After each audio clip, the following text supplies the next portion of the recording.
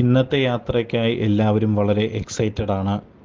ഇന്നത്തെ യാത്ര മുംബൈയിലെ അവസാന ദിവസത്തെ യാത്ര കൂടിയാണ്.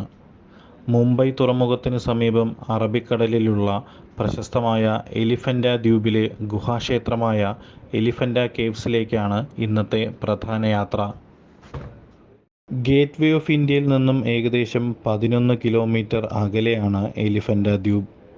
ഗേറ്റ് വേ ഓഫ് ഇന്ത്യയിൽ നിന്നും എലിഫൻ്റ കേവ്സിലേക്ക് പോകാൻ ബോട്ട് സർവീസ് ഉണ്ട്.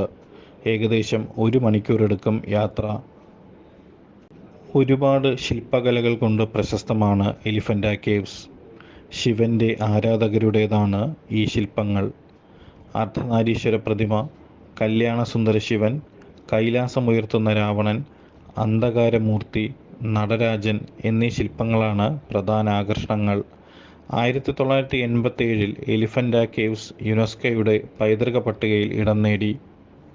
കുറച്ചകലെയായി ഒരു കപ്പൽ കാണാം. ക്രൂഡ് ഓയിൽ കൊണ്ടുവരുന്നതോ ഇറക്കുന്നതോ ആയ കപ്പലോ അതോ അതിൽ നിന്നും എണ്ണ മാറ്റുന്ന കപ്പലോ എന്തോ ആണെന്ന് തോന്നുന്നു. 1 മണിക്കൂറോളം എടുക്കും ഗേറ്റ് വേ ഓഫ് ഇന്ത്യയിൽ നിന്നും എലിഫൻ്റ കേവ്സിലേക്ക്.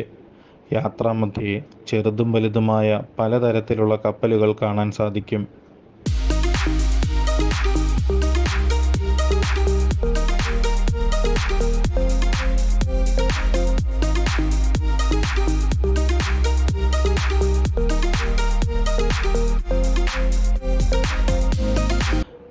അങ്ങകലെ കാണുന്നതാണ് മുംബൈ ട്രാൻസ് ഹാർബർ ലിങ്ക് അഥവാ അടൽ സേതു. മുംബൈയെ നവി മുംബൈയുമായി ബന്ധിപ്പിക്കുന്ന 21.8 കിലോമീറ്റർ നീളമുള്ള ഒരു പാലമാണ് Mumbai trans harbour link.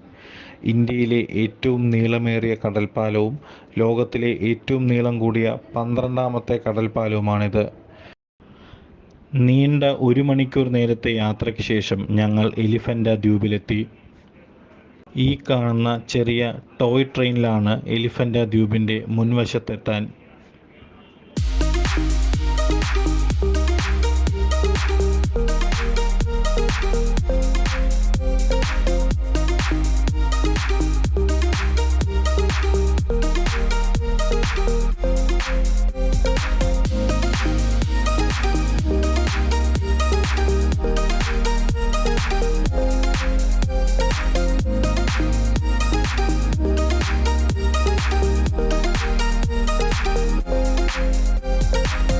Elephanta ദ്വീപിൻ്റെ എൻട്രൻസ്.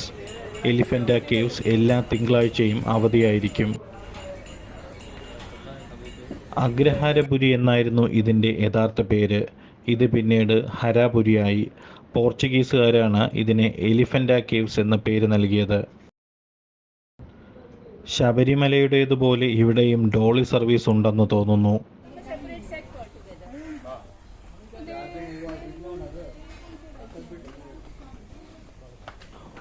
9 മുതൽ 13 വരെ നൂറ്റാണ്ടുകളിൽ ഭരണം നടത്തിയിരുന്ന സിൽഹാര വംശജരുടെ കാലത്താണ് ഇതിലെ ശില്പങ്ങളിൽ അധികവും പണി കഴിപ്പിച്ചിട്ടുള്ളത്. 60,000 ചതുരശ്ര അടിയോളം ഈ ക്ഷേത്ര സമുച്ചയത്തിന് വിസ്തീർണമുണ്ട്. ഒരു പ്രധാന അറയും 2 വശങ്ങളിലെ അറകളും അങ്കണങ്ങളും ചെറിയ അമ്പലങ്ങളും അടങ്ങിയതാണ് സമുച്ചയം. വിനോദസഞ്ചാരികളെ ആകർഷിക്കുവാൻ വഴിയുടെ 2 വശത്തും നിരവധി കരകൗശല സാധനങ്ങൾ വിൽക്കുന്നുണ്ട്.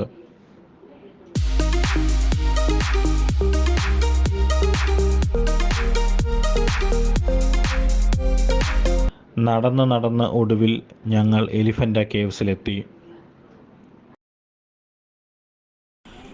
ഇവിടെ നിന്നും ടിക്കറ്റ് എടുത്ത് വേണം അകത്തേക്ക് പ്രവേശിക്കാൻ. ആർക്കിയോളജിക്കൽ സർവേ ഓഫ് ഇന്ത്യയാണ് എലിഫൻ്റ കേവ്സ് ഇപ്പോൾ പരിപാലിക്കുന്നത്.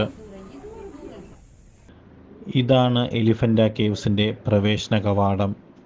സിനിമയിൽ മാത്രം കണ്ടുപരിചയിച്ച ഏതോ ഗുഹയുടെയോ പാറയുടെയോ മുൻവശം പോലെ തോന്നുന്നുണ്ട് ഇത്. ഏകദേശം 39 മീറ്റർ നീളമാണ് ഈ ഗുഹയ്ക്ക്.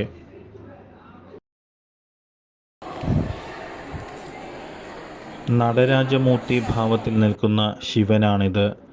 നടരാജൻ, യോഗീശ്വരൻ, അന്ധകാരസുതൻ, അർദ്ധനാരീശ്വരൻ, കല്യാണസുന്ദരമൂർത്തി, ഗംഗാധരമൂർത്തി, രാവണാനുഗ്രഹമൂർത്തി എന്നിവയുടെ പ്രതിനിധാനങ്ങളും അവയുടെ രൂപങ്ങൾ, അളവുകൾ, പ്രമേയങ്ങൾ, ഉള്ളടക്കം, വിന്യാസം, നിർവഹണം എന്നിവയാലും ശ്രദ്ധേയമാണ് ഈ ഗുഹാശില്പങ്ങൾ.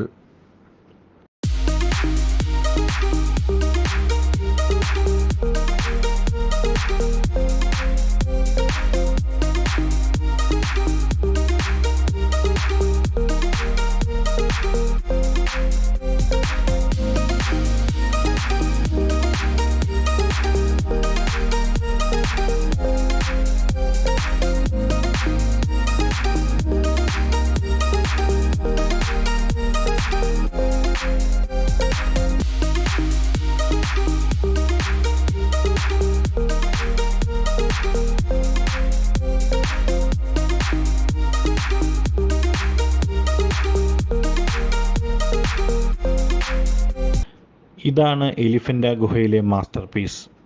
ശിവൻ്റെ 3 ഭാവങ്ങളെ പ്രതിനിധീകരിക്കുന്ന അത്ഭുത ശില്പം. സൃഷ്ടാവ്, സംരക്ഷകൻ, സംഹാരമൂർത്തി എന്നിങ്ങനെ ശിവൻ്റെ 3 ഭാവങ്ങളെ ഈ ശില്പം പ്രതിനിധീകരിക്കുന്നു. ഇടതുവശത്ത് കാണുന്നത് അഘോര അഥവാ ഭൈരവൻ, മധ്യഭാഗത്ത് കാണുന്നത് തത്പുരുഷൻ അഥവാ മഹാദേവൻ, വലതുവശത്ത് കാണുന്നത് വാമദേവൻ അഥവാ ഉമ. വളരെ മികച്ച ഒരു യാത്രാനുഭവമായിരുന്നു എലിഫൻ്റ കേവ്സ് സമ്മാനിച്ചത്.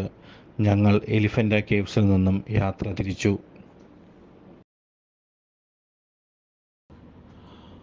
3 ദിവസത്തെ മുംബൈ യാത്ര ഒരുപാട് നല്ല അനുഭവങ്ങളാണ് നൽകിയത്.